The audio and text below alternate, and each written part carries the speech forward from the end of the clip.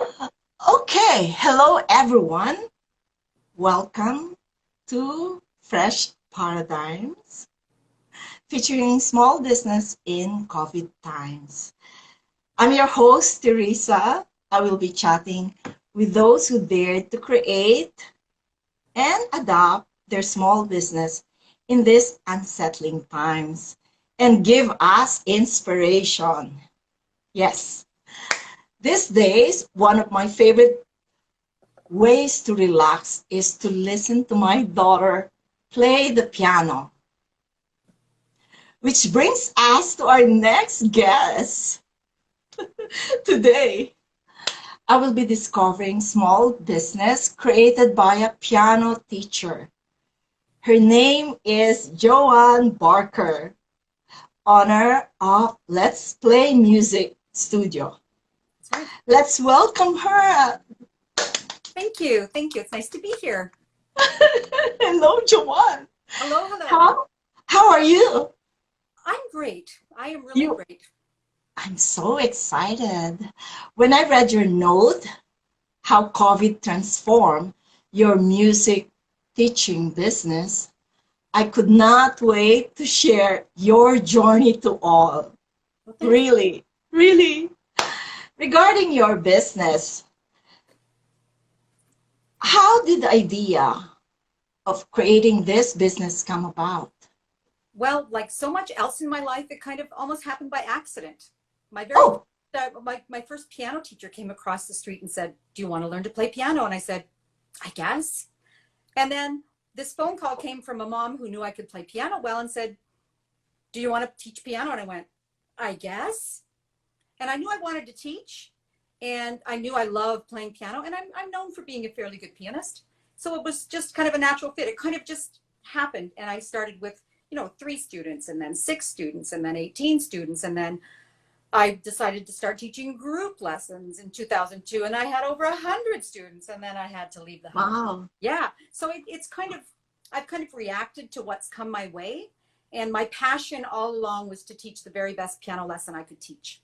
That's the ultimate, is teach the best lesson you can teach, and the rest will look after. Word of mouth will kick in and stuff like that. Wow. And the name came from a when we were going to move from the house out to a commercial location. We were at Swiss Chalet one day, and I was said to my husband, and my daughter Christy was there too, I think, and it's like, what are we going to name this place? Because I was teaching little kids early childhood classes, and I was teaching piano, and I was teaching theory, and I had a guitar teacher who was going to come, and I had a voice teacher who was going to come and rent a space. So that's where Let's Play came from, because it's let's play music. Let's play and let's enjoy music. And how long has it been for this business? Well, I've been teaching since 1978. The business is since I have 1978. I have taught every year since 1978, and I've had Let's Play Music Studio since 2005. So I've had students, and I've had children of former students. Wow. Yeah, it's really cool. It's amazing to see the second generation come through. And So it was your teacher, your piano teacher, who inspired you to start this business? yeah, Would you it's say that? I would say so. Like it just seemed like the natural thing to do, because I love teaching, and I knew teaching school wasn't for me. It wasn't where I wanted to be. So it was just the natural kind of direction to go in for me. That's amazing. That's I'm very awesome. lucky. Wow. She's still around? No, Emma, we lost Emma a long time ago. Actually, a couple of my piano teachers are no longer with us, but I would certainly love to connect with them now and say, look what I'm doing now. Oh my gosh. Even group lessons, because group lessons are not very common, right? This is not a normal way to teach piano. And that's what I Really? do. I teach a combination of group piano lessons, and then they get so many private piano lessons mixed in with that. Wow. Yeah. Wow. So, Joanne, let's talk about during COVID. Oh We boy. talked about before COVID. Now we're going to talk about during COVID. When COVID happened, what was going through your mind as far as the business is concerned? My first thought was, oh, great. What are we going to do now? Uh-huh. I found out because the moms came in on that last Thursday night. It would have been the 12th of March. And they're Yeah. all, I could tell they were really excited. It's like, what's going on, girls? School is closed. I went, oh, okay, no problem. I'll take your little kids all one at a time, and we'll be careful. and we can make this work. And all these ideas are going through my head of how I'm going to make this happen. And then it came the email from one grandmother on the Sunday night, the 15th. And she said, Joanne, I'm really concerned. I'm really worried. What are we going to do? And I said, we're going online. I've been thinking about it, and I didn't want to go there because I thought, oh, this is something I don't know if I can do, if I want to get into doing this. But my clients, 75 clients, needed piano lessons. They needed some normal in their life. So I did 2 test lessons on the Monday, 14 lessons on the Tuesday. I was doing 80 lessons a week, 20 minutes, 20 minutes, 20 minutes. And I did it on this iPad right here, sitting right here with very little technology. I'd move my iPad up to show them my piano. I'd move it back. Things have changed a little now, but for those first 7 weeks, the iPad was my friend. So how did COVID affect your business? I think actually for all piano teachers, I think it's taken piano lessons from now to 10 to 15 years into the future. I can see myself teaching online regularly. All the technology we have available, the programs we have available to us, there's software we can use to connect the piano to the computer to another piano. I make games for Ultimate Music Theory, and I can do them online. I'm actually working on some special things right now for them. I'm actually taking a course right now through Ultimate Music Theory. It's called the Elite Educator Program. And inside of that, we're kind of being challenged to expand your thinking. And here's how to use Zoom. And here's like all sorts of these great supports. And you need the good supports out there, right? This is how you're adapting. This is how I'm adapting. And whether I'm staying completely online forever, I don't think so. I think due to my age, I think I'll probably stay online till it's safe to teach in person. But I can see being online being a part of my teaching in some way or another for the rest of my life now. It's different and awesome. Fun. Yeah, it's fun. Yeah. And think about it. You learn. Well, for the parents, they don't have to drive to the lesson. Yeah. They just have to go to the iPad, to their phone. With COVID, what pushed you to go beyond the fear of continuing your business? I mean, boom, COVID, and then what pushed you to go there, to continue your business? I guess it's kind of two-sided, right? Like these people, most of them had paid their tuition for the whole year, so I owed them their lessons. And I knew from my life experiences that these kids, I'm kind of a constant in their life, right? And if I could be that constant through this iPad every week and reach out with that little musical hug, the first few weeks were just so awesome, Teresa. The mama bears, you could just see them with their arms around their kids, like hovering in the background. And after about 6 or 7 weeks, they weren't hovering quite so much. Wow. It was just so neat to see these, warm reactions. The community, the family. And protection, right? Protecting the kids. And they were thanking me. Like they were saying, Joanne, thanks for doing this. And meanwhile, they're paying me, right? This is my job. But they were thanking me for doing it. So it was a really emotional. The first Friday night when I finished teaching I started on March break. And I sat in my living room in my recliner and I just cried. I cried and cried and cried to think, how lucky am I? Like my neighbor's a massage therapist. She didn't work till 2 weeks ago. I was able to keep teaching. I was able to continue what I love to do, continue to make a living, and even make more money than usual because I kept teaching in May for 4 weeks. And part of that course I told you about, we were challenged to advertise and host a theory camp, a theory club.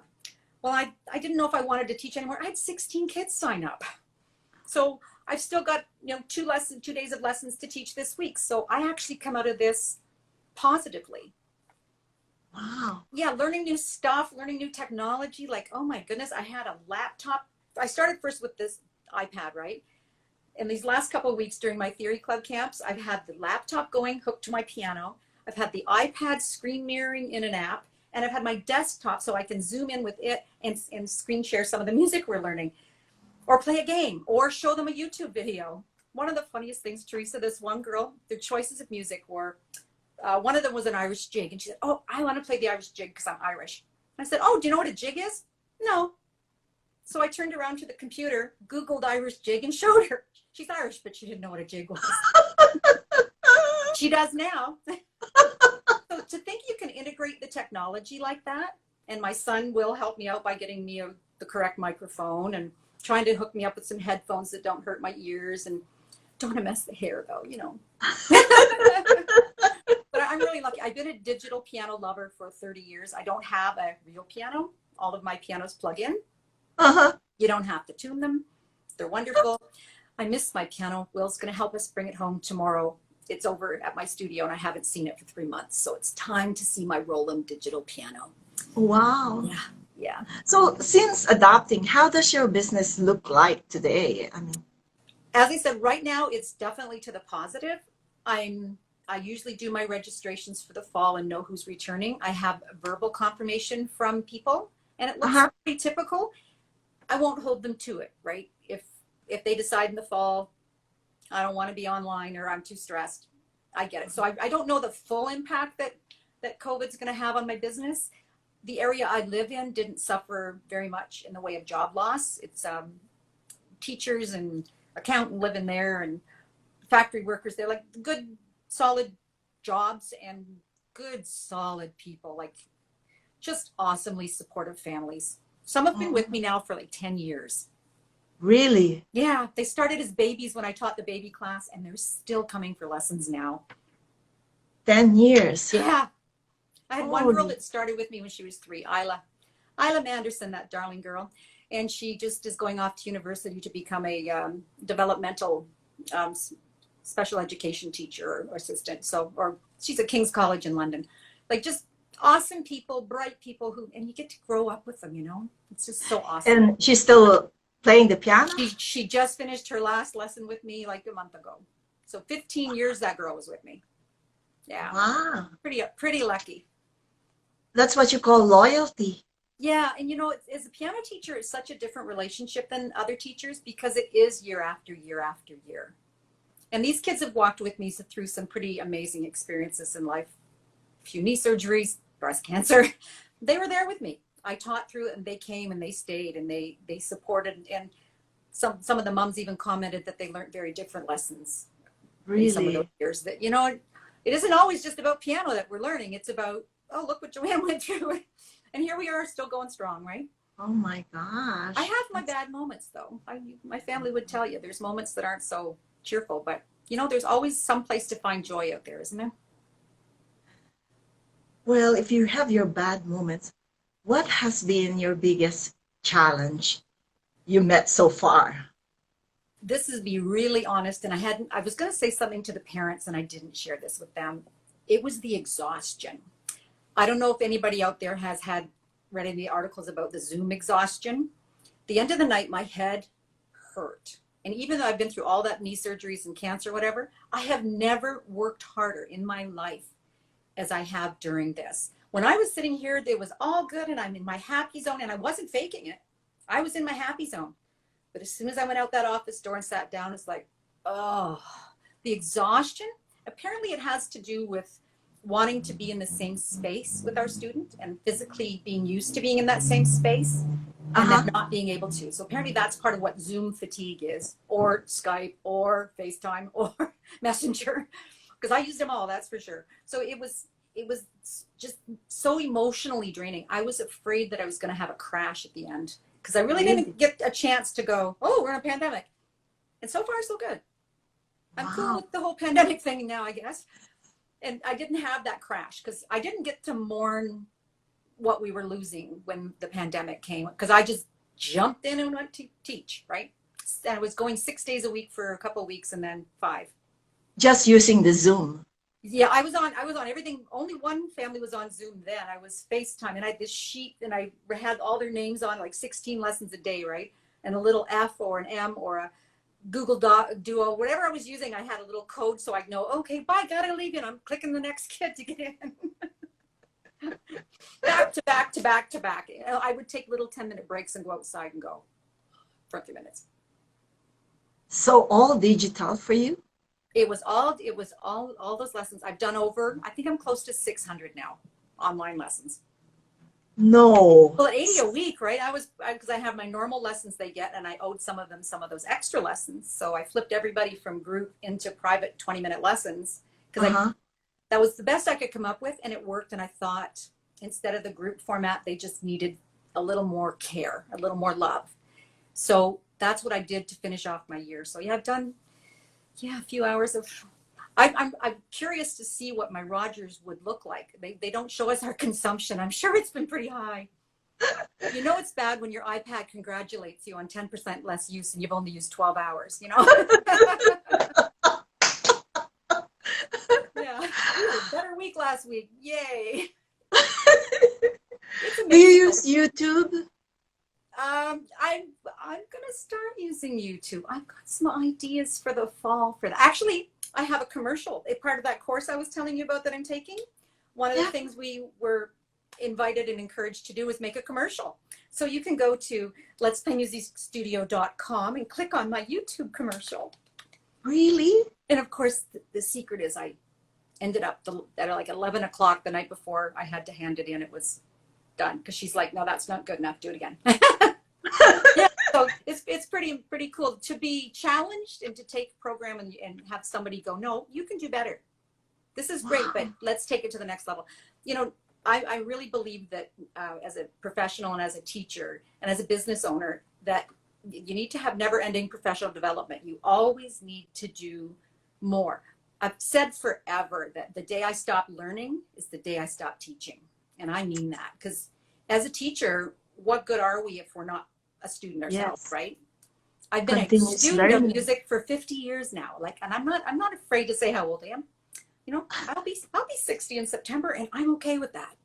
That's so awesome, Yeah, Joanne. got lots of good years left to go. Wow. Will you ever continue as long as you can? How long will you do this? That's the thing about piano teachers. I actually had one mom say a few years ago in an email that, you know, we think you'll be retiring soon. Well, I assured her that piano teachers can teach well into their 70s or beyond. There's many teachers, because I'm in a lot of Facebook groups with teachers, there's many teachers in their 70s who made the move online. So, right? Good on them and jumping in there. And then there's some in their 40s who went, oh, I can't do this. Oh, wow. Yeah, so just kind of depends on the personality, right? Being Do adaptable.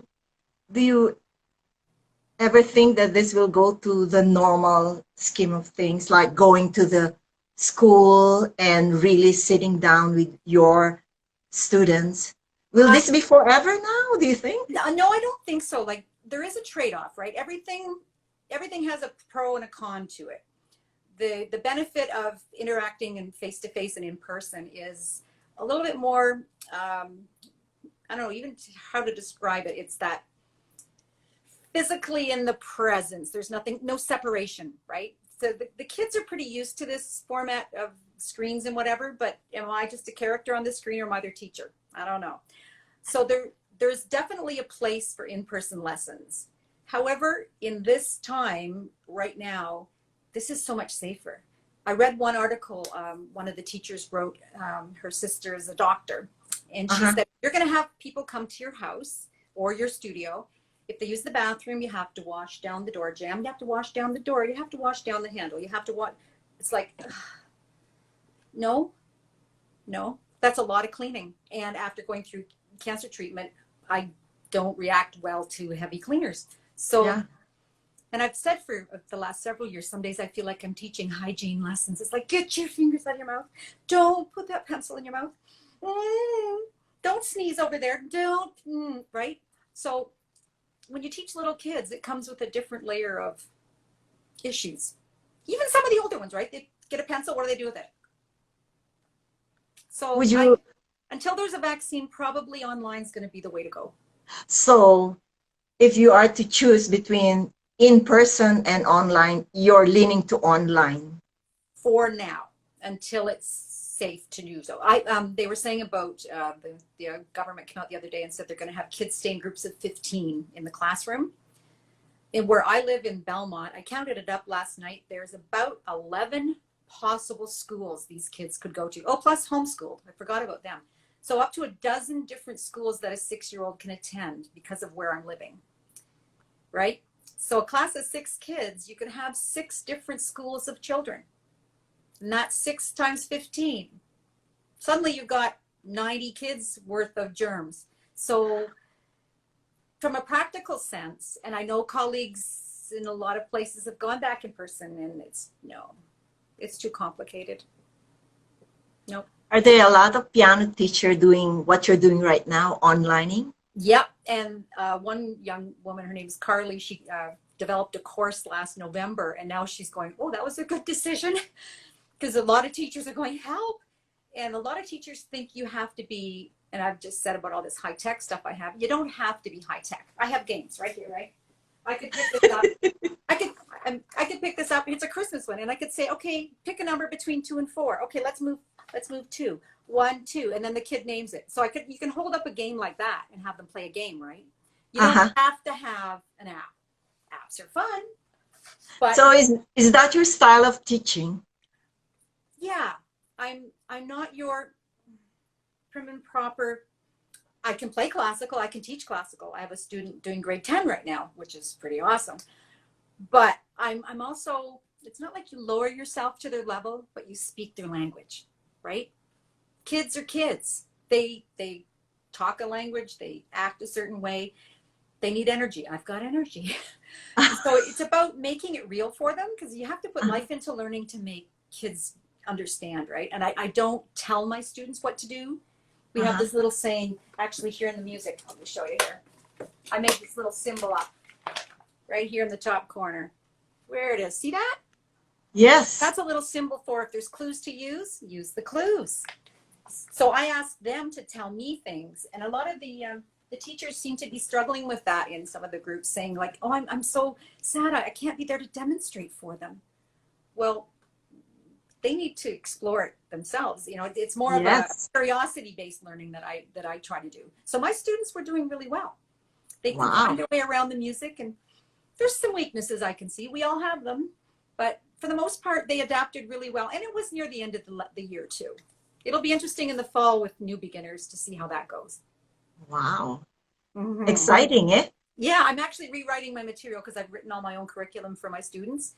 So I'm rewriting it with the idea that they won't have me right there to help them. So a little more, yeah. And you try to address all the different learning styles of children, right? Some are very physical, very kinesthetic. Some are very auditory. There are lots of them who are very auditory.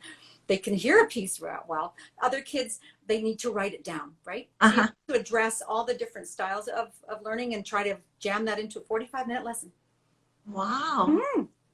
Hey, what can you advise to anyone who's dreaming about starting a business in this time of COVID? That is an awesome question. And I think about an interview I heard from Dave Thomas, the owner of Wendy's. He was an orphan, right, and adopted, and didn't have a really fantastic background of money, but he built this big company. And someone asked him, how did you do this? And he said, I went out there and I found a mentor and I crawled under their wing. Well, I've been lucky. My mentors have found me and encouraged me, but you have to have mentors. You have to have somebody to look up to. For me, it was Frances Belotis. She wrote music for young children, and she went, Joanne, you can do this. Here, I trust you. You can do this. And Gloria St. Germain from Ultimate Music Theory. She's now saying, Joanne, I see this strength in you. Here, you can do this. And you go, wait a minute, I can't do that. Yes, you can. So my mentors have kind of told me, but if they don't come to you, go find that mentor, because they're out there.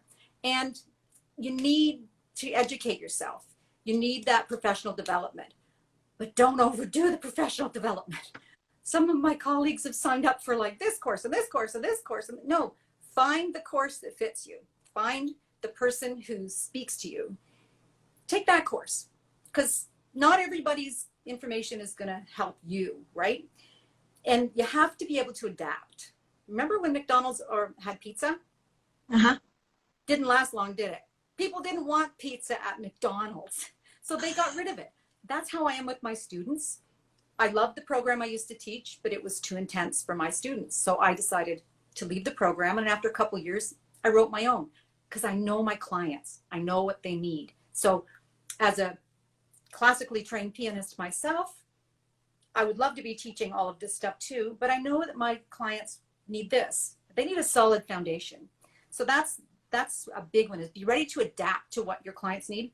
And the biggest thing is to believe in yourself, because if you can dream it, you can be it. And that's the truth. What you perceive, you can conceive. That's right. It is absolutely the truth. And it might not happen quite in the way you think it's going to happen. Like, did I ever picture my life like it is now? No. I was just going to be a mom at home with my kids. I thought I was going to be a school teacher and whatever. I'm like 6 years past the age of a retired school teacher now, and I wouldn't want to quit yet.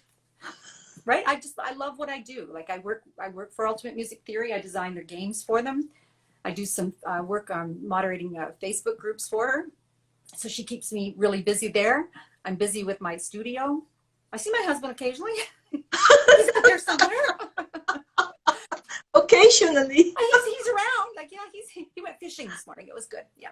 But So... you know, life keeps on throwing curves at us, and it's about adapting to those curves and trying to, like, give it a moment and mourn what's going on. Like, cancer was a biggie. Like, a little bit of mourning happening there, but then out of everything bad comes something good, right? And sometimes we just really have to look for that good, because it's not easy to see. You're such an inspiration, my friend. You're kind.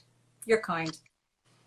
Just a girl living in Belmont who loves music and you know what, likes to kind of like share that passion and that get out there, you can do it kind of attitude with people, because you can.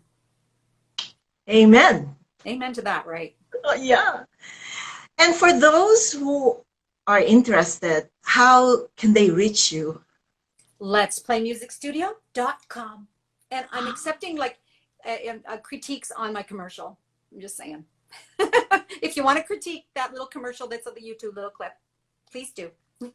So if, let's say, for example, I want to enroll in your lesson online, what do I need to do? Just go to letsPlayMusicStudio.com, fill out the contact. There's actually a little contact button. I learned how to do it. Of course, I need a piano, right? It's helpful, but you don't need a piano.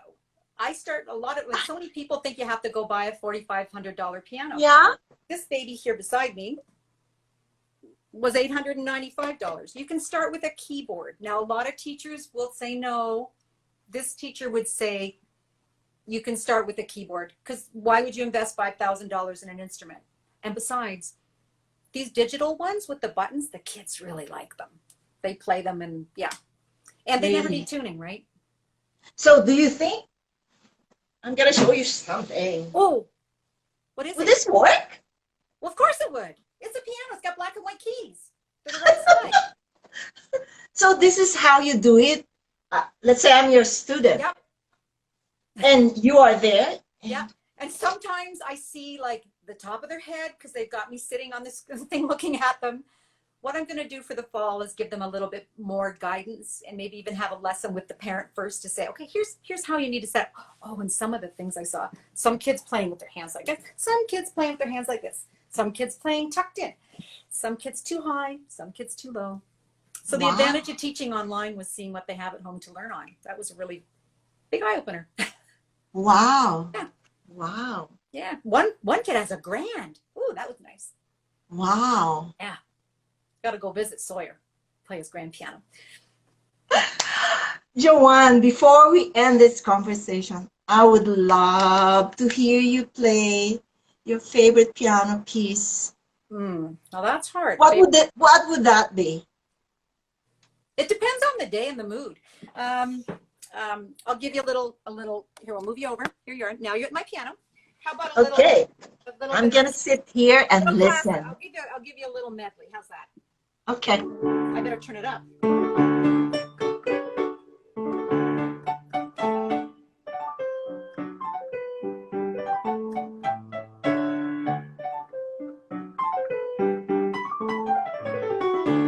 That one's kind of nice. I'm kind of known for this one though.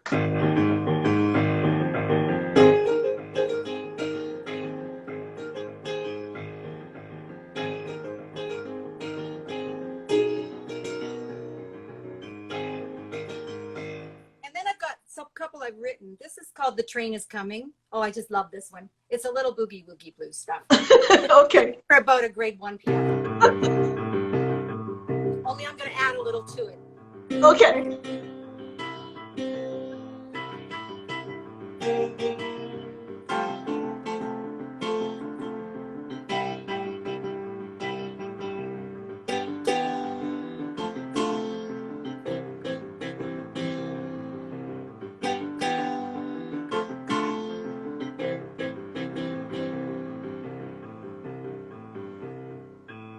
Here comes the train whistle.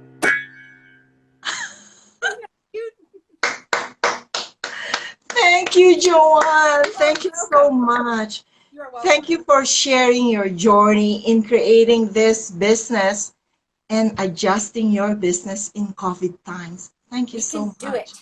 Yes, yes. Thank you so much. You're welcome. I look And forward to meeting you in person, and then I can give you a hug someday. There. and for everyone, thank you for sharing your time with us, with Joanne and I. Thank you so much.